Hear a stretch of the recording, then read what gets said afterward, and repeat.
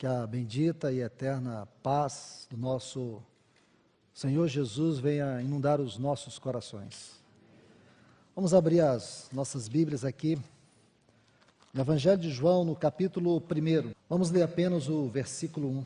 No princípio era o Verbo. O Verbo estava com Deus e o Verbo era Deus. Ainda no capítulo 6 do Evangelho de João, versículo 63. O Espírito é o que dá vida, a carne não aproveita para nada.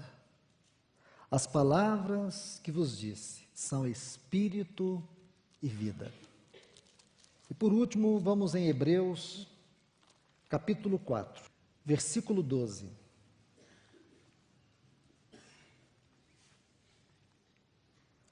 Porque a palavra de Deus é viva e eficaz, e mais cortante do que toda espada de dois gumes, e penetra até a divisão da alma e do espírito, das juntas e das medulas, e discerne os pensamentos e as intenções do coração. Oremos ao Senhor.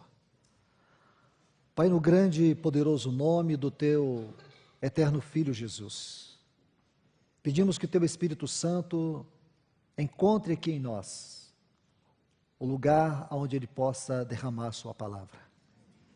Que Ele tenha liberdade de falar a nós. Senhor, nós queremos estar debaixo do poder vivificador da Tua palavra. Ajuda-nos, Senhor. Tu nos conheces todas as nossas deficiências, nossas dificuldades. E sabemos que o Senhor tem um propósito especial, específico, em nos reunir nesses dias. Já temos ouvido a Tua voz, queremos continuar ouvindo. Por isso nós te rogamos nesta hora, no eterno nome do Teu sagrado Filho Jesus, venha falar a nós, em nome do Teu Filho Jesus. Amém.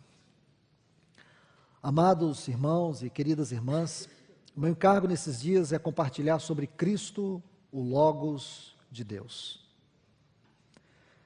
Eu sei que muitos de nós conhecemos todos esses textos, sabemos da preciosidade, do conteúdo, de toda a beleza espiritual que constitui estes textos. Mas aquilo que o Senhor tem colocado no meu coração para compartilhar nesses dias, visa mostrar-lhes de maneira muito especial a natureza e o caráter do Evangelho, da palavra, daquilo que nós temos recebido do Senhor e aquilo que nós devemos expressar. Infelizmente, para muitos, a palavra de Deus ela tem um caráter puramente religioso e intelectual. Muitos têm tocado nesta palavra sem conhecer sua essência, sem conhecer a sua natureza eterna. Muitos têm tratado a palavra de Deus apenas de maneira retórica, de maneira secularizada. Estes são perigos que têm diluído em nossa vida prática o seu poder, a sua eficácia. Uma das grandes tragédias do nosso tempo tem sido o fato de nós tratarmos a palavra de Deus de maneira puramente literária, ou mesmo histórica, ou quando a tomamos como instrumento teológico, a tratamos de maneira intelectual. É urgente que nós venhamos conhecer o caráter desta palavra.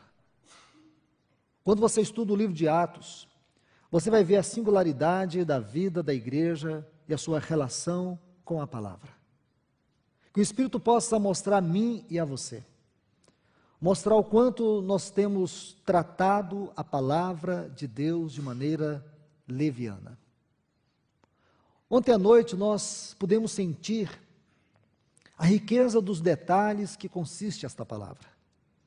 Perceber que mesmo na história daqueles patriarcas, mesmo vivendo num tempo tão hostil em relação ao nosso, onde eles estavam mais ligados à natureza, o Senhor usou detalhes geográficos, detalhes da própria vida contextual de cada um deles, para nos revelar as insondáveis riquezas de Cristo Jesus. Quando nós temos uma mente assim, e tocamos a palavra de maneira espiritual, nós vamos ver que esta palavra não é apenas um livro, e que se temos um livro em nossas mãos, nós a chamamos de palavra escrita, ela tem um objetivo muito maior, que é nos levar a uma palavra viva. O objetivo da palavra escrita é nos levar à palavra viva. E aqui nesses textos nós podemos ver algo. Primeiro, sobre o Logos de Deus. Esse não é um texto tão simples assim. Quando você lê esse texto, você precisa procurar conhecer o que está por detrás dele. Ele tem uma história.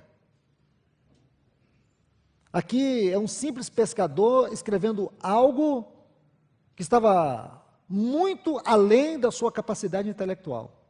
Porque este é um detalhe da palavra de Deus. Quando você aprende os caminhos da relação com a palavra de Deus, você descobre algo fundamental. Quando você lê a Bíblia, este livro escrito, que nos foi dado pelo Espírito Santo, este livro que foi soprado por Deus, você tem que obedecer 3 princípios. Quando você lê um texto, você procura a revelação do Espírito no texto. Não deixe o texto de lado.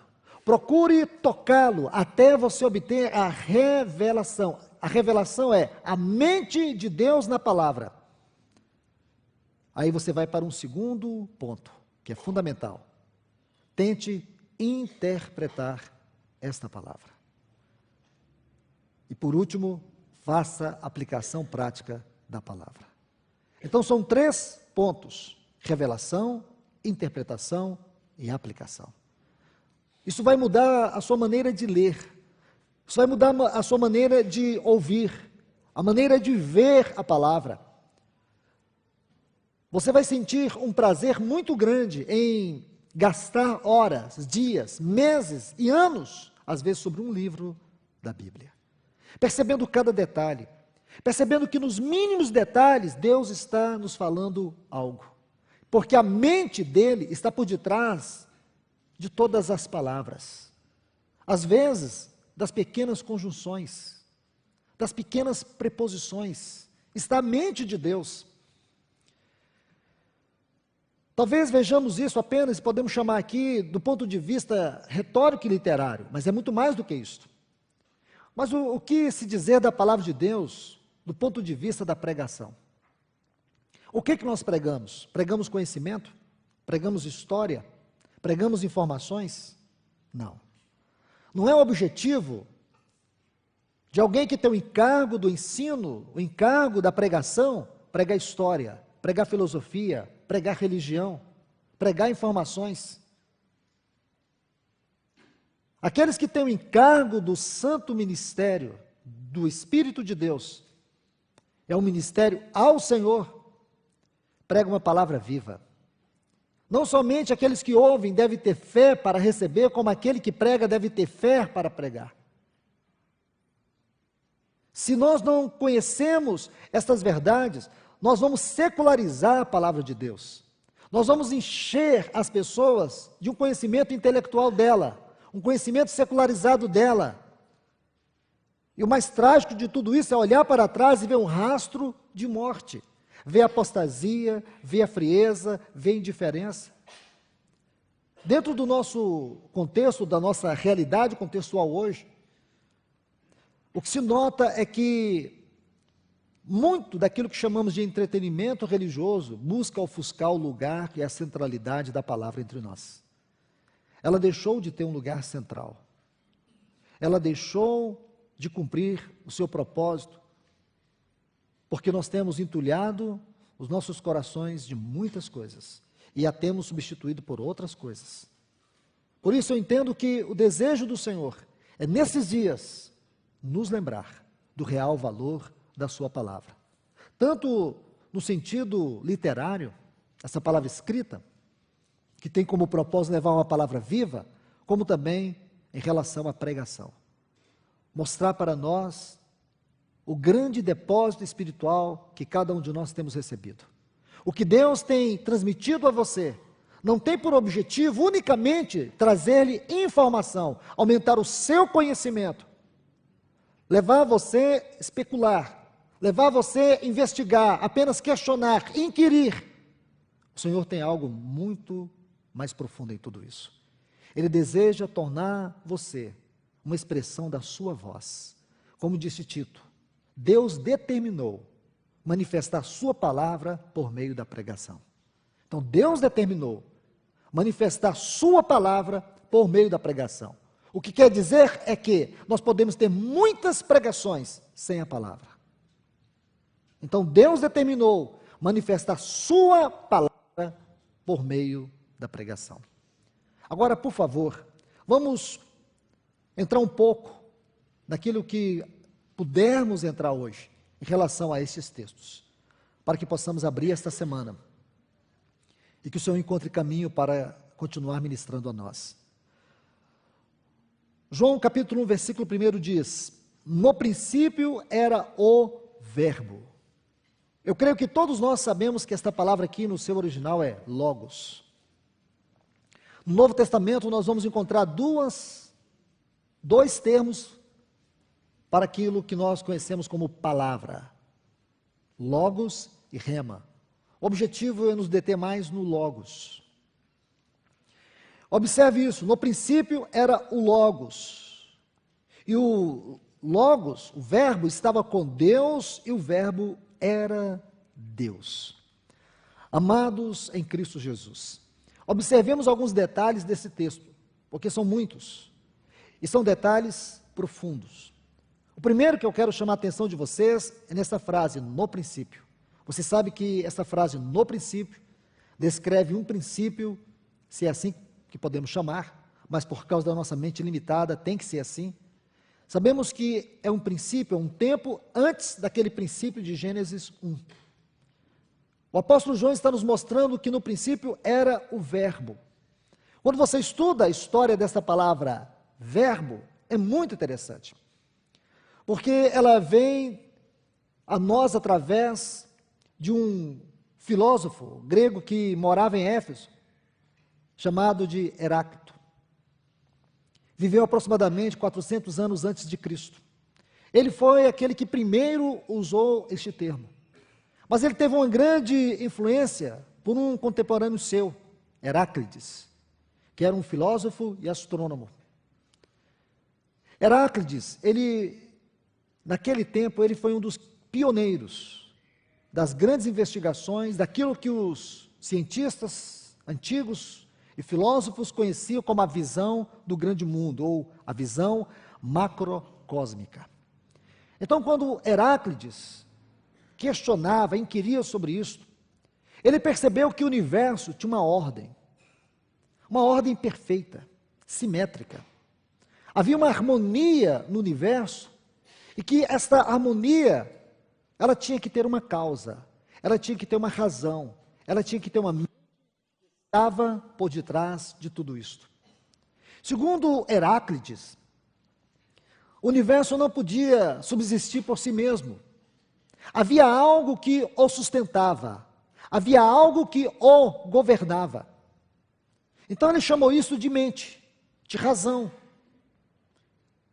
Esta mente, essa razão por detrás do universo, foi o que depois Heráclito, e não Heráclides, mas Heráclito, chamou de Logos.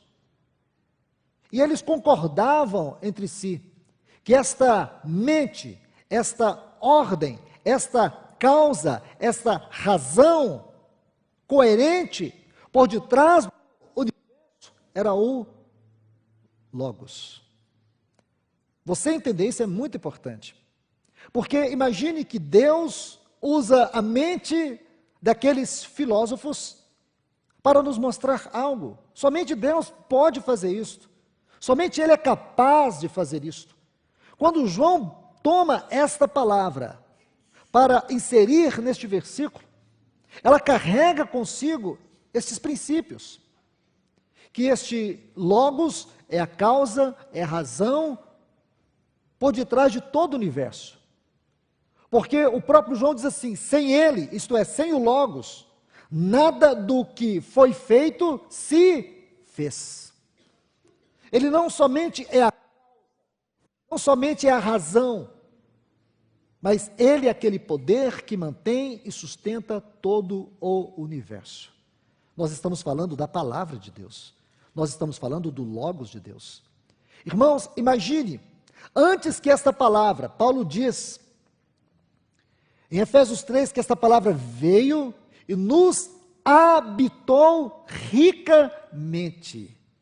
Observe, a palavra veio e nos habitou ricamente. Esta palavra que veio e nos habitou ricamente, ela já coexistia com Deus. Observe 2 pontos aqui neste versículo. Ele diz: no princípio era o verbo, e o verbo estava com Deus. Olha essa frase, estava. Isto é, coexistência. E ele diz, e o verbo era Deus, isto é, coinerente. Então vamos tentar extrair o que pudermos agora deste texto, para entendermos a natureza e o caráter eterno da palavra. Então a primeira coisa que eu quero que você veja é que esta palavra, este verbo de Deus, é a mente, é a razão por detrás de todo o universo. Todo o universo foi criado e todo o universo é sustentado por este Logos de Deus. Este Logos de Deus, que é a razão, a mente por detrás de todo o universo, ele coexistia com Deus. E ele era coinerente a Deus. Imagine, irmãos, que nós não podemos pensar na palavra de Deus esquecendo desses detalhes. Imagine que eu e você, quando mencionamos esta palavra, quando nos relacionamos com esta palavra, quando buscamos proclamar esta palavra, nós temos que nos dar conta do seu valor eterno. Nós temos que nos dar conta do seu peso. Nós temos que nos dar conta da sua glória. Porque não entender isto é secularizar, é minimizar, é diluir o seu valor e o seu caráter. E aí ela se perde dentro de uma religiosidade vazia. Nós começamos a falar dela de maneira tão natural. Nós começamos a falar dela sem conhecer o seu real valor diante de Deus. Então João diz isto, que esta palavra ela coexistia, ela era inerente a Deus, ela estava com Deus, ela era Deus. Irmãos, irmãs, eu quero que vocês observem tudo isto, porque o conceito que nós temos do Logos não é só uma mente, não é só uma razão, mas é também uma imagem. Escute isso. O conceito que nós temos acerca do Logos não é só uma razão, não é só um pensamento, não é só uma conclusão filosófica, é também uma imagem. Como é uma imagem? Como você vai entender isto? Porque o Logos é a sabedoria de Deus, e esse conceito precioso da sabedoria de Deus é o conhecimento que Deus tem de si mesmo. Porque Deus, ao conhecer a si mesmo, Ele conhece todas as coisas. Então observe bem, Deus, ao conhecer a si mesmo, Ele projeta uma imagem de si mesmo, uma imagem que é igual a si mesmo, uma imagem que é coexistente com Ele. Então Deus, ao conhecer a si mesmo, Ele projeta uma imagem. E essa imagem que Deus projeta, do conhecimento que Ele tem de si mesmo, é o Logos. Então aqui nós vamos um passo mais além. Saímos daquela esfera do pensamento filosófico. Agora nós estamos tocando um degrau a mais dessa escada da revelação, da glória e da natureza do Logos. Porque o Logos é a expressão da imagem de Deus, é a expressão do conhecimento de Deus. Então, Deus, a conhecer a si mesmo, ele projeta uma imagem como ele é. Por isso, João disse, ele era Deus e ele estava com Deus. Essa sabedoria de Deus, este conhecimento de Deus, que é o seu Logos, é a palavra que veio nos habitar. Geralmente nós pensamos que necessitamos de um profundo conhecimento e estudo para que nós sejamos habilitados e capacitados para pregar esta palavra. Que essa palavra, ela nos é transmitida por meio de informações intelectuais. Eu não estou descartando aqui o intelecto, mas eu quero colocá-lo de lado. Porque, em primeira instância, essa não é a verdade acerca da palavra de Deus. Ela nos vem por meio de revelação. Veja como os profetas, os patriarcas, como eles conheciam a palavra de Deus. Nós estamos estudando, tivemos ontem, um pouco daquilo que era a experiência espiritual de Abraão. E a conclusão que você chega é que Abraão era alguém que tinha uma visão profunda dos valores espirituais, das verdades espirituais. Ele foi aquele que teve uma visão da Nova Jerusalém. O Senhor Jesus disse que Abraão viu o seu dia e se alegrou. E os profetas? Da mesma forma. Você vai ver que toda a informação que eles tiveram foi por meio da revelação. E a revelação formou o caráter espiritual no aspecto interior e na realidade exterior. Naquilo que foi formado neles e naquilo que foi expressado por meio deles. Quando você estuda Isaías, um grande exemplo. Estude o livro de Isaías e você vai ver algo tão surpreendente acerca da visão e do conhecimento que ele tinha do Senhor. Aquela do capítulo 6 do seu livro, que é conhecida por todos nós. Quando ele viu o Senhor sentado num alto e sublime trono, ele diz que a orla das suas vestes cobria, e os anjos, os serafins estavam diante dele, cantando santo, santo, santo, santo é o Senhor, e toda a terra está cheia da sua glória. Mas quando você vai para o capítulo 12 do Evangelho de João, o Senhor Jesus, fazendo referência aos escritos posteriores a esta visão, a partir do versículo 10 do capítulo 6 do livro de Isaías, o Senhor Jesus, quando ele vai citar isso, ele diz algo interessante. Ele diz que Isaías disse isso quando viu a ele. Então, quem Isaías viu sentado num alto e sublime trono? Ele viu o Senhor Jesus em sua glória. Então, imagine a visão que ele tinha do Senhor. Imagine o caráter dos seus escritos. Você consegue agora perceber porque ele foi conhecido como um profeta messiânico. Ele não tinha uma revelação teórica da pessoa do Senhor. Ele teve uma revelação visível do Senhor. Isaías foi o único dos profetas que ele viu o Senhor Jesus na sua exaltação, na sua glorificação, como também na sua humilhação. Por isso que quando você abre o capítulo 53 do seu livro, talvez em português, em nossas Bíblias, não conseguimos extrair o verdadeiro significado das suas palavras. Quando ele começa dizendo assim: quem deu crédito em nossa pregação? O sentido no hebraico original destas palavras é de terror, é de espanto. Para nós não, nós lemos esses textos de maneira muito natural. Mas Isaías, quando ele escreveu estas palavras, essas palavras foram carregadas de espanto. Porque outrora ele olhou para o trono e ele viu o Senhor cheio de glória. Ele viu como que é o Senhor na sua realidade de glória eterna, os anjos em torno dele adorando. Agora ele olha numa visão e vê o Senhor com seu rosto desfigurado. Ele vê o Senhor lá no tempo da sua crucificação. Você sabe que os evangelhos, eles descrevem a morte do Senhor, e quando você consegue tocar o original das palavras, você fica espantado, especialmente quando você Começa lendo Marcos capítulo 14.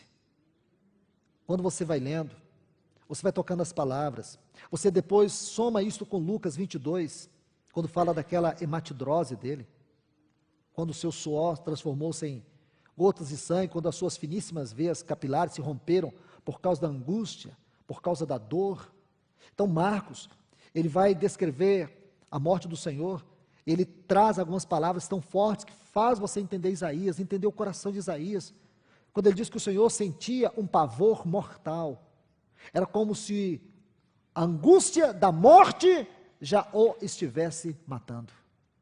Quando Marcos diz que ele caminhava e diz que ele caiu, no original não diz que ele caiu, diz caindo, o que significa que à medida que ele caminhava ali no Getsemane, ele caía, mas não era um cair comum, era como se ele perdesse toda a força do seu corpo e fosse jogado ao chão. E Marcos, no texto original, descreve várias vezes. Então, some-se tudo isto ao que Isaías viu. Por isso que ele disse, quem deu crédito à nossa pregação? Quem pode crer nisso? Olhamos para ele, não havia nenhuma beleza que nos agradasse. Ele foi moído pelos nossos pecados. Essas palavras tinham peso no coração daquele profeta. Agora você consegue entender o caminho da fidelidade daqueles homens? Agora você consegue entender o efeito que tudo isso tinha na igreja primitiva? Essa revelação é muito importante, irmãos. Não é questão de conhecimento intelectual. É uma questão de Deus revelar a nós a sua mente. Deus revelar a nós o seu caráter. Isso se tornar a formação espiritual interior. Não uma formação intelectual. Não uma formação baseada no conhecimento, mas uma formação baseada na experiência. O grande perigo é que a nossa vida cristã, ela pode se tornar fundamentada, solidificada em conhecimento. Eu não estou excluindo o conhecimento, eu não estou desprezando o conhecimento. Mas o conhecimento sem a revelação é perigoso. O conhecimento, ele tem que ser uma consequência da revelação, ele não tem que ser a base. Olha o que a Bíblia diz em 1 Coríntios, capítulo 8, versículo 1. Diz que o conhecimento ensoberbece, mas o amor edifica. Permita-me, neste exato momento aqui, irmãos, citar algo para vocês, baseado aqui em 1 Coríntios, capítulo 2.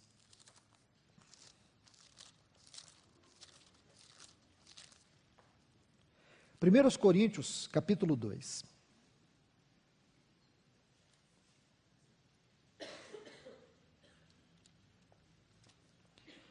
Observe o versículo 6.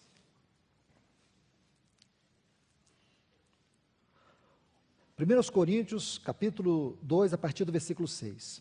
Contudo, falamos sabedoria entre os que alcançaram maturidade. E sabedoria não deste mundo, nem dos príncipes deste mundo. Então observe bem, ele está falando de uma sabedoria. A palavra sabedoria, aqui, ela tem um significado distinto e especial. Não do conhecimento deste mundo, que desaparece. Mas falamos sabedoria de Deus. Agora observe, em mistério. Porque a mente natural não consegue tocar a realidade, todas as esferas, todo o conteúdo, toda a grandeza, toda a altura, toda a largura, toda a profundidade desta sabedoria. Mistério é algo do coração de Deus, e Ele transmite esse mistério por meio de revelação. Cristo é o mistério de Deus. Lembra, Colossenses 2, se você pegar desde o versículo 1 até o versículo 2, você vai observar que Paulo exagera na quantidade de superlativos para poder falar desse mistério. Então, observe os detalhes ali. Alguns dizem que Paulo cometia tautologia, exagero de palavras, mas não é, irmãos. Se vocês observarem a maneira como Paulo expunha o Evangelho nas suas cartas, você vai ver que, às vezes, ele ficava impressionado. Às vezes, Paulo era tomado de espanto. Às vezes, o seu coração ficava como que assombrado por causa da revelação.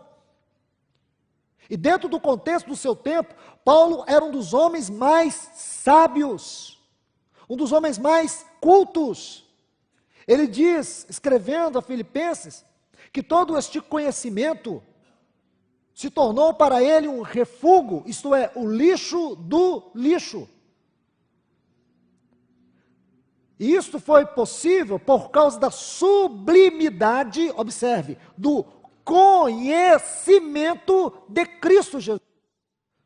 Não é um conhecimento sobre Cristo Jesus, é o conhecimento da própria pessoa, porque sua pessoa se torna o fundamento do conhecimento da sabedoria. E como esta pessoa se torna o fundamento do conhecimento e da sabedoria? Por meio da revelação. Agora observe, ele diz, mas falamos sabedoria de Deus em mistério, sabedoria oculta, a qual Deus predestinou antes dos séculos para a nossa glória. Então Deus já havia predeterminado, predestinado esta sabedoria, embora fosse mistério oculto. Como nós sabemos, esta mente, esta razão, este logos que coexistia com Deus, agora ele está sendo manifestado através dos apóstolos e dos profetas. Deus tem nos revelado este grande mistério, esta grande sabedoria divina, este grande conhecimento de Deus. Vamos continuar lendo. A qual nenhum dos príncipes deste mundo conheceu, porque se tivessem conhecido esta sabedoria, não teriam crucificado o Senhor da glória. Porém, como está escrito, as coisas que o olho não viu, nem ouvido ouviu, nem subiram ao coração do homem, são as que Deus tem preparado para aqueles que o amam. Observe, esse versículo 9, ele tem sido usado muitas vezes para nos mostrar o futuro ou a realidade da eternidade no tempo futuro. Geralmente as pessoas tomam esse texto e olham dentro da eternidade, mostram esse texto dentro da eternidade vindoura. Observe o tempo do verbo, versículo 10, mas, olha que conjunção importante, mas, aqui tem um detalhe, mas, Deus nolas, olha o tempo do verbo, revelou, por meio do Espírito, porque o Espírito esquadrinha até mesmo as profundezas de Deus. Amados irmãos e irmãs, venhamos nos dar conta da grandeza desse texto. Veja que coisa preciosa nós temos aqui. As coisas que os olhos não viram, os ouvidos não ouviram, e jamais penetrou no coração do homem, é o que Deus tem preparado para aqueles que o amam. Essas coisas que os olhos não viram, ouvidos não ouviram, e jamais penetrou no coração do homem, são as coisas que o Espírito Santo está nos revelando. É para agora, não é para o futuro, é para agora.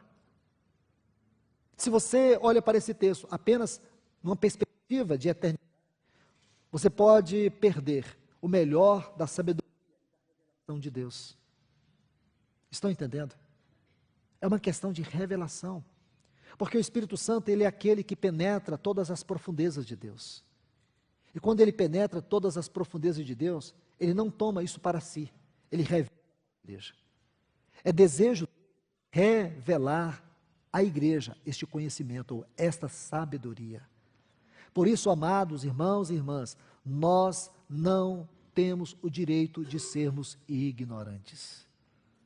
Nenhum cristão deve se jactar-se, se é que alguém se vangloria disto, de ser ignorante, de não conhecer a palavra de Deus.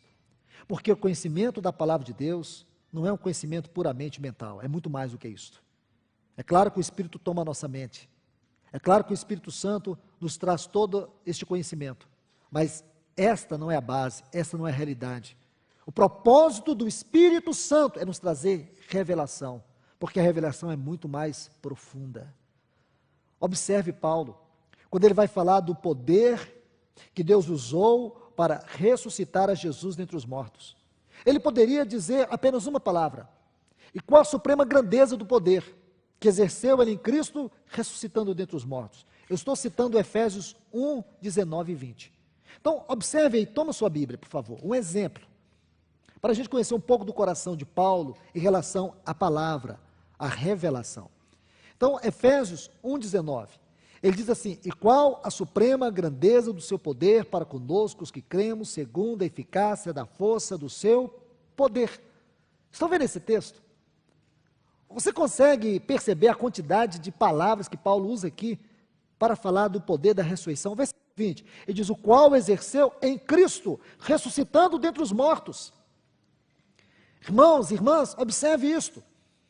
Ele podia apenas dizer: e qual a suprema grandeza do seu poder, ou qual o seu supremo poder que exerceu em Cristo, ressuscitando dentre os mortos. Você estaria satisfeito com isso? Eu estaria.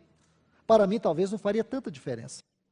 Usar apenas uma única palavra, mas ele usou 6. Quando você estuda cada uma dessas palavras, você empilha uma sobre a outra, você vai vendo que este homem, ele estava como que assombrado. É como se um profundo desespero entrasse no seu coração, não apenas no sentido que ele pudesse ter isso em si mesmo, mas como levar a igreja a tocar essa realidade, a tocar este poder, ou esta experiência. Porque ele diz que este poder adentrou as profundezas do abismo, ressuscitou a Jesus dentre os mortos, o colocou acima de todo o principado, de toda a potestade, de todo nome que se possa referir, não somente naquele século, mas também nos vindouros, e diz: para encabeçar, para ser o cabeça sobre todas as coisas. Olha que frase linda, e talvez para mim, aqui está a chave do espanto de Paulo. Talvez aqui, irmão, se eu estiver enganado, talvez aqui, para mim, posso até estar enganado, mas para mim, talvez tenha sido isso aqui que o espantou, quando ele diz: deu à igreja todo este grande, todo esse extraordinário, todo este poder indescritível. Ele diz: e qual a suprema? É a primeira palavra. Quando você traduz essa palavra é o pérbodo, fala de uma força extravasante. Geralmente era usada nos esportes, quando alguém lançava um dardo, os gregos, quando competiam, lançava um dardo e quebrava o recorde. Essa força extravasante. Diz: e qual a suprema? Grandeza. Essa palavra é a palavra traduzida para megaton, uma unidade, uma unidade comparativa à explosão de mais de 1 milhão de dinamites. Talvez os entendidos expliquem isso melhor, mas é esta palavra que ele usa. Aí ele diz: do seu poder, aqui tem outra palavra, poder. É dunamis, é a força explosiva da dinamite. Para conosco os que cremos segundo a eficácia. Olha a outra palavra, que exagero, esta é a 4ª palavra que ele usa. Aqui a palavra eficácia é a palavra energia, forças com alvos definidos. A eficácia dá força, outra palavra. Aqui é cracia. Se usava muito nos meios jurídicos naquele tempo. Falava da força verbal que um advogado usava para colocar um réu em liberdade. E por último ele usa a palavra poder, mas não é dunamis, a palavra aqui é istus, é o poder inerente e pertencente só a Deus. É um poder, não é o poder que Deus tem, é o poder que Deus é. Não é exagero, irmãos. Os críticos, os liberais, diziam que isso aqui é tautologia. Não, irmãos. Isso aqui é um coração espantado diante da revelação. Entende? É um coração tomado pela revelação. Quando o nosso coração é tomado pela revelação, quando nós compreendemos o que é revelação, que a revelação é a base para o conhecimento. Quando nós temos que buscar revelação e não conhecimento, aí você vai saber o que é um coração tomado de espanto. Aí você vai ver que não dá, às vezes, para falar de qualquer maneira sobre um assunto sagrado. Ele está falando de um poder como nunca Deus havia usado. Este poder de Efésios 1 é maior do que o poder da criação. Nunca Deus havia manifestado tal poder. E um dia Deus manifestou. Esse poder tão grande, Deus manifestou, ressuscitando Cristo, ou encabeçando acima de todo principado, potestade e de todo nome, e o dando à igreja, a qual é o seu corpo, a plenitude daquele que completa todas as coisas. Isso não é gracioso demais, irmãos? Isso não é precioso demais? É. Paulo está exagerando? Não. Porque a vida de Paulo constitui uma escola para nós no tocante à palavra. Nós precisamos, irmãos, buscar no Senhor ter esse mesmo sentimento com a sua palavra. Nós não podemos viver na experiência dos apóstolos. Nós precisamos viver a nossa experiência no caminho dos apóstolos, naquilo que eles viveram. Nós não podemos viver a vida cristã na sombra dos apóstolos. Nós precisamos viver a nossa própria experiência com a palavra de Deus, porque dentro dessa palavra escrita, Deus tem muito para falar conosco. Deus tem muito para revelar em nós e revelar através de nós. Então você observe aqui que são essas coisas que jamais havia penetrado no coração humano, que os ouvidos jamais tinham ouvido, jamais tinham visto. Vamos tomar um outro exemplo para a gente compreender todas estas grandezas. Por favor, vem comigo em Efésios 3. Eu creio que todos vocês sabem que esse capítulo 3 ele tem algumas particularidades que os demais capítulos de Efésios aqui não têm. Efésios tem 6 capítulos, 155 versículos, os primeiros 3 são doutrina e os outros 3 últimos são prática. Creio que, de maneira panorâmica, é isto. O capítulo 3 tem uma singularidade que os demais capítulos não têm. Esse capítulo, Paulo começa fazendo uma exposição natural e imediatamente ele abre uma digressão ou um parêntese e depois ele retoma este assunto a partir do versículo 14. Esta é uma maneira de se estudar esse capítulo, porque quando você lê um capítulo da Bíblia, você precisa, pelo Espírito de Deus, tentar tocar a mente do autor. Porque quando você toca a mente do autor, você não está tocando a mente de Paulo, você está tocando a mente do Espírito. A Bíblia é única em todos os sentidos, ela é incomparável. Como livro, ela é incomparável, em todos os sentidos. Quando você lê um capítulo da Bíblia, você não lê apenas procurando ter a sua ideia. Por exemplo, se uma pessoa é psicólogo, se é engenheiro, se é médico, seja lá sua formação acadêmica. Naturalmente, essas pessoas, elas têm uma maneira acadêmica de ler, de examinar, de investigar. É natural delas. Todos nós adquirimos um hábito natural de ler, de extrair lições e aplicações. Com relação à palavra de Deus, nós temos que ser cuidadosos quanto a isto, porque o nosso objetivo é tocar a mente do Senhor. É que a mente do Senhor toque a nossa mente.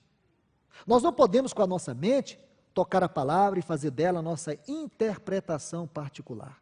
Porque nenhum texto na palavra é de particular interpretação.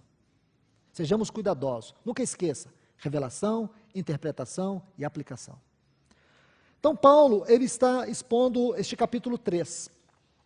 A princípio, você sabe que tem um assunto aqui, que é o mistério de Cristo. Ele vai falar deste mistério, que nós chamamos de mistério de Cristo. Aqui no capítulo 3, mistério de Cristo, Colossenses 2, mistério de Deus. Você tem que saber também que Colossenses e Efésios se completam. Dos 155 versículos que tem em Efésios, nós encontramos 75 versículos, aproximadamente, em Colossenses. Vê que essas duas cartas estão intimamente ligadas? Eu vou repetir. Dos 155 versículos que nós temos em Efésios, aproximadamente 75 deles nós encontramos em Colossenses. Efésios aborda um tema muito especial. A igreja como o mistério de Cristo. Colossenses vai nos mostrar Cristo, o mistério de Deus. E esses dois grandes mistérios compreendem o grande e eterno propósito, a revelação do grande e eterno propósito que Deus estabeleceu em si mesmo. Então, queridos, amados irmãos e irmãs, depois de ter essa visão panorâmica, e coloca panorâmica nisso, porque esse capítulo é muito maravilhoso. Vamos colocar aqui a síntese da síntese. Ele vai dizer algo muito especial. Ele diz, versículo 3, por meio de revelação, me foi dado conhecer, olha o artigo, o mistério. Não é um mistério, é o mistério, porque é um mistério específico, definido. Isto mostra que esse mistério é algo excelente. Esse mistério tem centralidade no propósito de Deus. Esse artigo aí diz tudo isso. Como antes havia escrito resumidamente. Existem muitos pensamentos acerca dessa frase, daquilo que Paulo havia resumido, ou escrito de maneira resumida. Alguns se referem a toda a abordagem do capítulo 1. Mas, irmãos, este é o meu pensamento, de acordo com a coerência hermenêutica. Assim penso eu. Não estou dizendo que este é o pensamento essencial e fundamental, porque a palavra de Deus é tão ampla, na sua grandeza, na sua interpretação, na sua revelação. Ela não dá margem para muitas interpretações. Toda interpretação segue um curso harmônico, segue a mente de Deus. Toda interpretação tem que ser de acordo com a mente de Deus, não de acordo com a mente do homem. Porque a interpretação na Bíblia, ela não é exigida para a nossa satisfação. Toda interpretação da Bíblia, ela deve obedecer à mente e deve ser para a glória de Deus. Não é para satisfazer grupo A, B, C ou D. Toda a interpretação da Bíblia visa a glória de Deus sobre o seu povo. Amados irmãos, ao meu ver, se abordarmos ou se voltarmos aqui, a partir do versículo 20, você sabe que Paulo, ele começa esse capítulo lá das profundezas da nossa pecaminosidade. Ele diz que nós estávamos mortos em nossos delitos e pecados, nos quais andávamos outrora, segundo o curso deste mundo, segundo o príncipe da potestade do ar, do espírito que atua nos filhos da desobediência. Lembra? Aqui são os primeiros versículos. Ele vai falar de tudo isso. Ele vai mostrar a nossa vida lá nas profundezas do abismo. E quando ele conclui esse capítulo, ele nos mostra a nossa vida num plano mais alto. E aqui ele vai concluir esta sessão. Outro dado importante é você entender que não foi Paulo, não foram os escritores neotestamentários que dividiram a Bíblia em capítulos. Houve uma grande contribuição do cardeal Hugo e Stephen Newton. Em 1227, fez as divisões da Bíblia em capítulos. Então entenda isso, para você saber como funciona a leitura de um capítulo para o outro. Aí Paulo diz, versículo 20 do capítulo 2, edificado sobre o fundamento dos apóstolos e profetas, sendo ele mesmo, Jesus Cristo, a pedra principal, a quem todo edifício, bem ajustado, vai crescendo para ser um santuário. Imagine, aqueles que estão mortos em delitos e pecados, agora estão sendo edificados para crescer como um santuário sagrado no Senhor, em quem também vós, juntamente edificados para morada de Deus no Espírito. Para mim, esses textos constituem o contexto daquilo que ele está dizendo, que havia dito resumidamente, porque o mistério de Cristo, ele engloba de maneira perfeita e categórica isto aqui.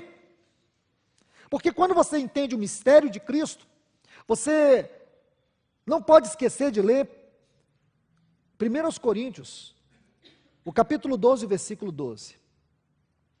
Ele diz, assim como o corpo é um, e tem muitos membros, e todos os membros sendo muitos, constituem um só corpo, olha o que ele diz, assim também com respeito a Cristo. Como Paulo define Cristo, neste versículo 12 de 1 Coríntios 12, um corpo constituído de muitos membros. Por isso, é um mistério. O cabeça está no corpo, o seu corpo está aqui. É um mistério. Esse mistério só pode ser compreendido pela revelação do Espírito Santo, aquele que sonda as profundezas de Deus. E ele revela a nós. Amados, observe isto. Ele diz, versículo 4, pelo que, quando lerdes, podeis perceber o profundo conhecimento que tenho do mistério de Cristo. Mistério que em outras gerações não foi dado a conhecer aos filhos dos homens. Como agora, observe essa palavra agora, tem sido o quê? Dado conhecimento? Não, tem sido revelado. Quando você pondera, quando você considera, quando você se coloca diante desta grandeza, da magnitude, da glória, do conteúdo deste grande mistério, você lembra do versículo 9 de 1 Coríntios 2. Jamais havia penetrado no coração do homem. Jamais os ouvidos humanos tinham ouvido algo assim. Tudo o que se conhecia deste mistério era sombra. Tudo o que se conhecia deste mistério era tipológico. Estude o tabernáculo. Ali é uma escola de tipologia. Você vai ver em primeira instância Cristo, mas também a igreja. Alguns chamam essa doutrina, a doutrina do entremesclar, Cristo e a igreja. Este grande mistério agora, ele está sendo escancarado, ele está sendo revelado. Aí Paulo, por favor, somente aqui, eu quero agora colocar alguns pontos para vocês. Então, primeiro, ele tem essa grandiosíssima revelação deste mistério.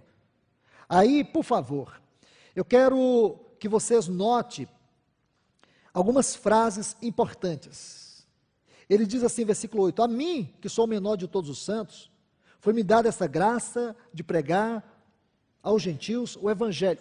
Olha essa frase, insondáveis riquezas de Cristo.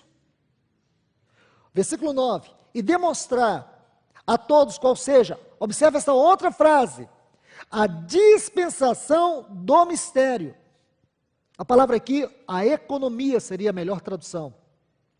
A economia, a administração do mistério.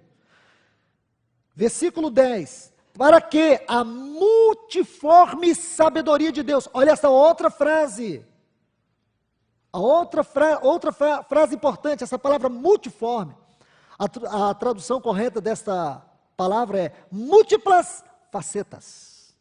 Ele diz a multiforme sabedoria de Deus se torne conhecida agora de principados e potestades. O tema aqui é genérico. Os termos aqui, principados e potestades, são genéricos. O que quer dizer tanto anjos bons como maus. Ele não especifica. Todos os principados e potestades. A multiforme sabedoria de Deus se torne conhecida por meio da igreja. Sabe o que Paulo está dizendo? Olha o tanto que essa frase é rica. Ele está dizendo que Deus hoje, Ele tem revelado, não a anjos, mas a igreja, esse glorioso mistério de Cristo. Glorioso mistério só pode ser dado por revelação. E a igreja hoje, é isso que ele está dizendo no versículo 10, vou parafrasear. Paulo está dizendo assim, a igreja hoje é uma escola, onde anjos bons e maus estão aprendendo sobre determinadas facetas, determinados aspectos da sabedoria de Deus. Mesmo os anjos que vivem eternamente diante de Deus, não puderam tocar, não puderam conhecer toda a supremacia dessa revelação. E hoje eles estão aprendendo na igreja. Eles estão aprendendo com a igreja sobre as múltiplas facetas da sabedoria de Deus. E por último, versículo 11. Segundo o eterno propósito que Deus estabeleceu em Cristo.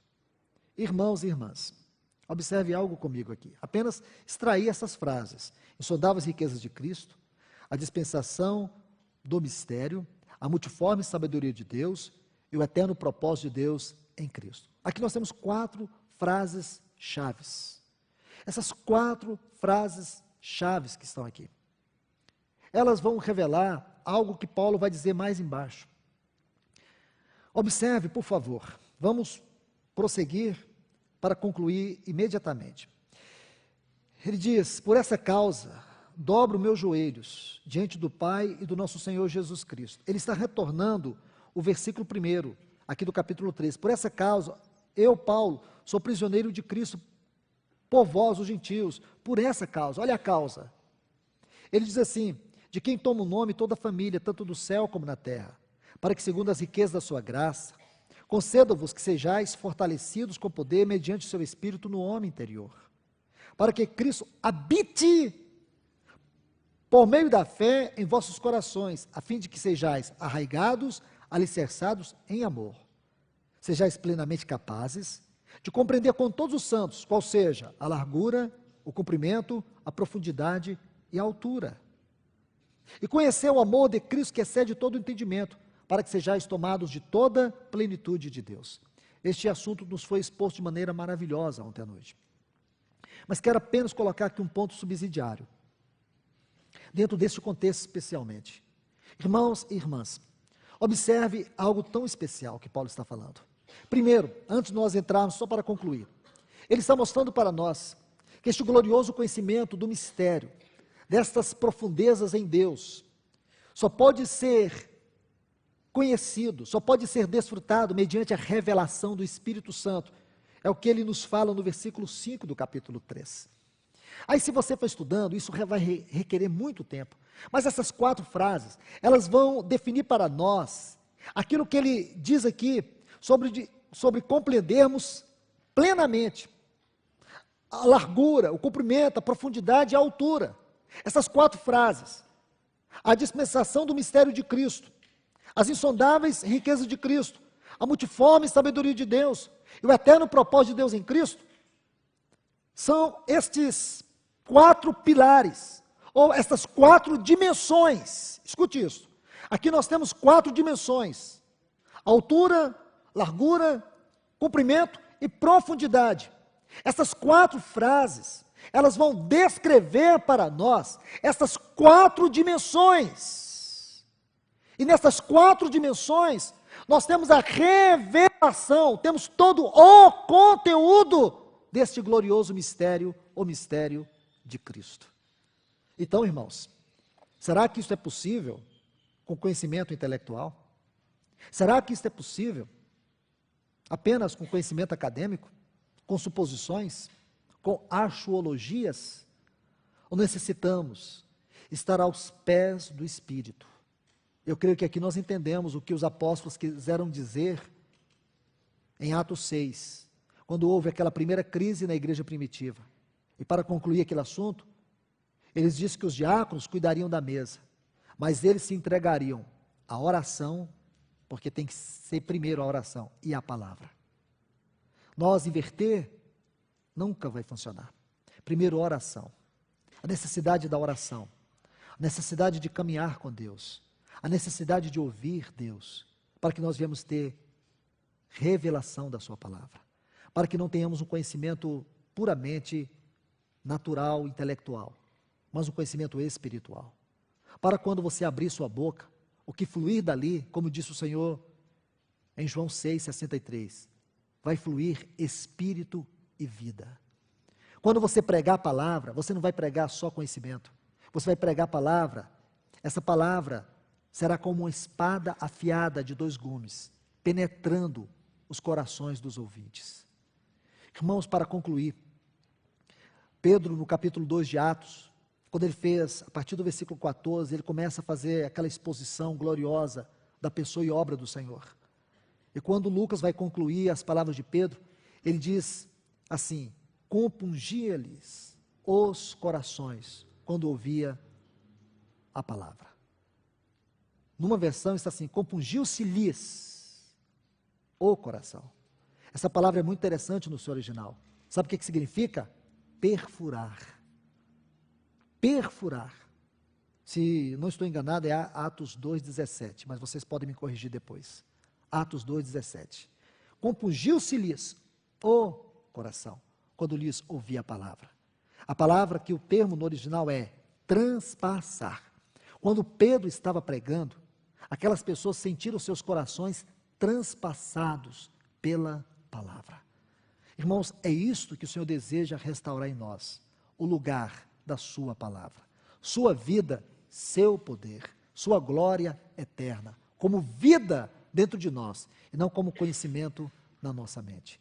Porque se a palavra é unicamente conhecimento na nossa mente, ela não produz vida, ela não é viva, ela não é eficaz. E o que o Senhor quer nesse tempo é que a sua igreja tenha um relacionamento profundo com Ele, para poder ter a revelação da sua palavra.